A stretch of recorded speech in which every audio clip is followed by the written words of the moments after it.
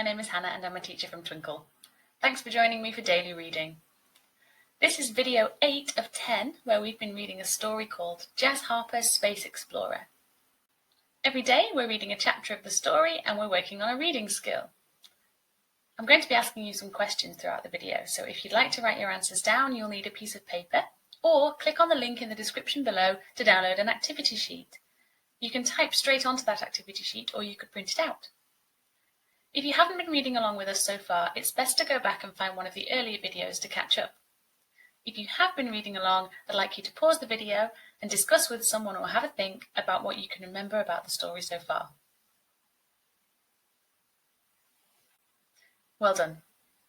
In the story so far, Jazz and her mum have landed on Mars, and Jazz is attending school on Mars. Jazz and her friend Elijah have just got in a lot of trouble for breaking some very valuable equipment using a football.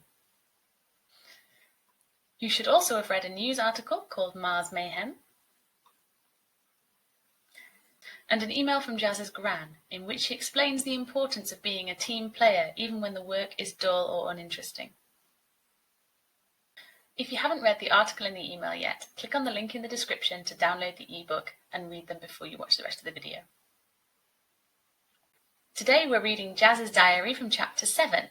Chapter 7 is called Odd Jobs. As we're reading, we're going to be thinking about what the characters are feeling and also how to make predictions about the rest of the book. Let's get started. Sol 104, Mars Year 57. Dear Diary, Mum came home today with some super duper amazing exciting news. She's going on a mission to find aliens, real-life Martians, from Mars, which is the whole reason we came to this planet in the first place. She doesn't have to go very far. Apparently there are some caves only 30 kilometers from the colony where the conditions are right for Martian life. Just think, we might be living only 30 kilometers away from a Martian city. It makes sense, really. We live underground to stay safe from the sun, so I bet Martians have to as well. I asked if I could go and Mum said no. I asked if it was because I was grounded. I am still grounded, possibly for the next century. But Mum said the reason I couldn't was because only she was going. She's a specialist, you see. She will only be gone for a few hours and she'll tell me all about it when she gets back. I asked if I could see the aliens once she brought one back to the colony. She smiled and said, "We'll see." Sol 106, Mars Year 57.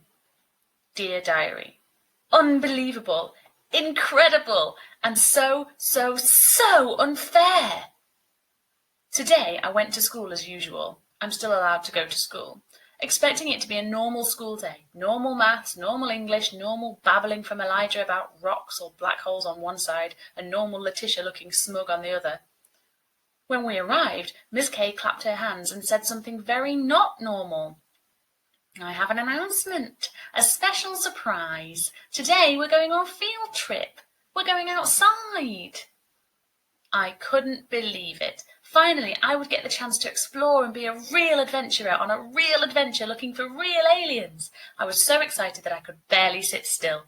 I kept hovering up and down in my chair, just waiting for Miss K to tell us to go and grab our bags. The classroom was filled with chatter. Clearly, I wasn't the only one who was excited for this adventure. Elijah was beaming and chattering about visiting Olympus Mons. I told him that wherever we were going, we'd better be on the lookout for aliens. Once everyone had finally settled down, Miss K told us that we would be going to look at the lichen fields that were being planted out in the valley. She told us that these were a valuable food source and would begin the process of changing Mars's atmosphere so that it had more oxygen and less carbon dioxide. Eventually, it could make Mars's atmosphere breathable for humans. Okay, so it wasn't Olympus Mons or alien hunting, but it wasn't bad either. Miss K told the class to line up by the door as we needed to get our Mars suits. Elijah and I pelted towards the door, but as we got there, Miss K put her hands on our shoulders. Not you two. Let's pause there for a second and talk about our reading skill. On this page, Jazz and Elijah are both very excited. The author gives a bit of evidence to show that both characters are feeling excited. Pause the video now and look for evidence on pages 116 and 117 that show you that Jazz is excited and that Elijah is excited.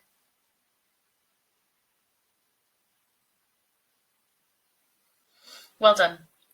We can tell that Jazz is excited because she could barely sit still, and she kept hovering up and down in her chair. We can tell that Elijah is excited because he was beaming and chattering about visiting Olympus Mons. They also both pelted towards the door, which means they're running quickly. Let's keep reading. All my happiness leaked out through my toes. You didn't think that I'd be taking you with me after what happened in the greenhouse last week, did you? Elijah's face had gone rigid, but Miss Kay continued. I need to be able to trust every single pupil whom I take outside, and I'm afraid that after your reckless behaviour, I simply cannot trust you both to behave. You will be doing odd jobs around the colony. Your first job is in the communications room. We watched the rest of the class bounce away, babbling happily. Before going round the corner and out of sight, Letitia gave us one last look, the smuggest look that she could muster. I felt like running after her and giving her a piece of my mind. It wouldn't have been worth it, though. I knew that I'd only get into more trouble.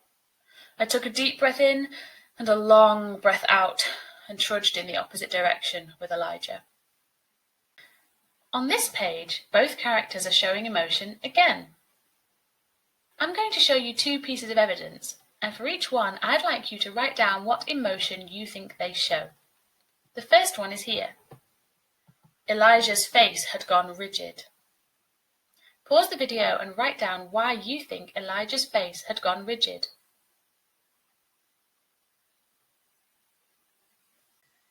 Well done. The next piece of evidence is down here. I took a deep breath in and a long breath out and trudged in the opposite direction with Elijah. Pause the video again and write down why you think Jazz took a deep breath in and a long breath out before trudging away.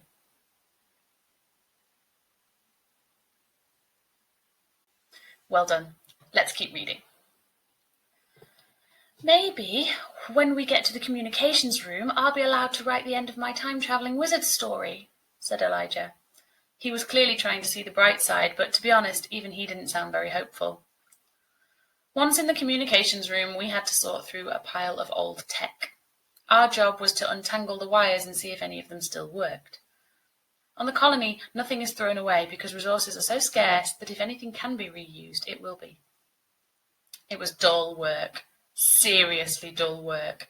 The only fun moment was when Elijah found some goggles that made him look like an alien scientist.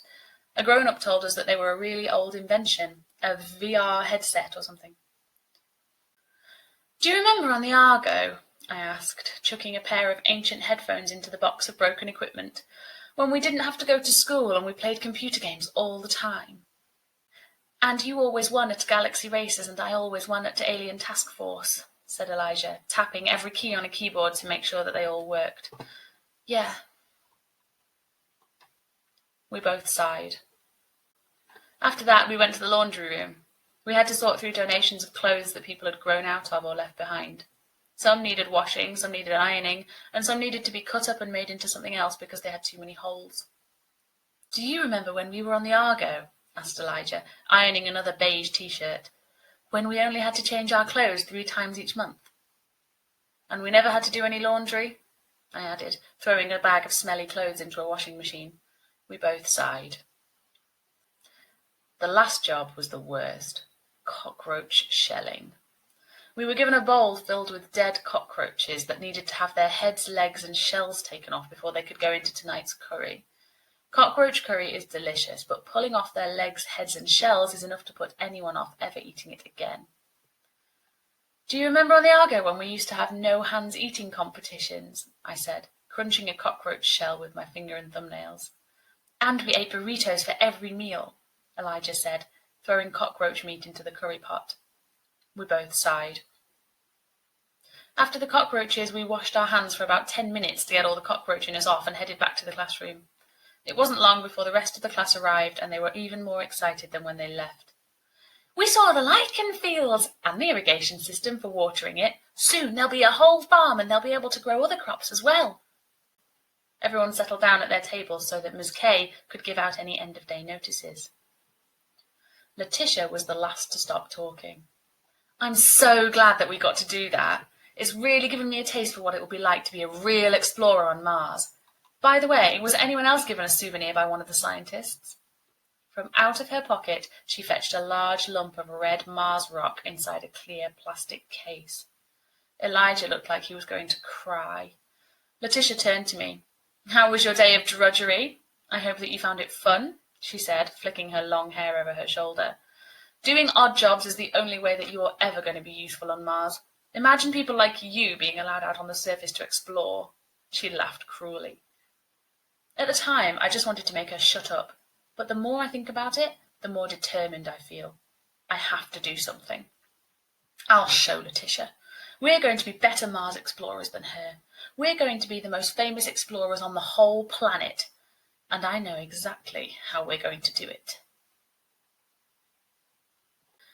Uh-oh, Jazz sounds like she has a plan in this last paragraph. Before we go, I'd like us to make a prediction about what Jazz is going to do next. First, pause the video and write down what it is that Jazz is jealous of.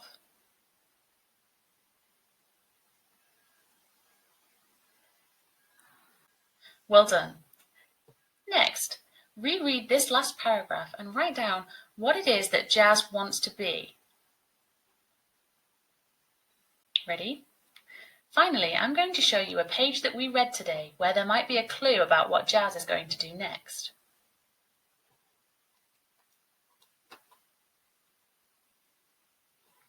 Here we are.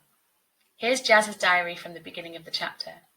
What I'd like you to do is use the information that you've just written down about what Jazz is jealous of and what she wants to be, along with the information on this page, to make a prediction about what you think Jazz might be planning. Pause the video now.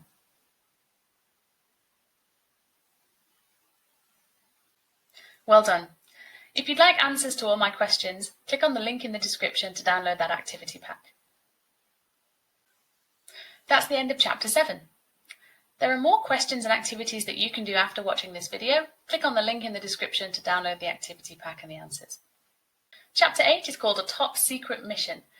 Join me next time where we'll read that chapter and we'll be looking at how to summarise the main purpose of a paragraph. See you then!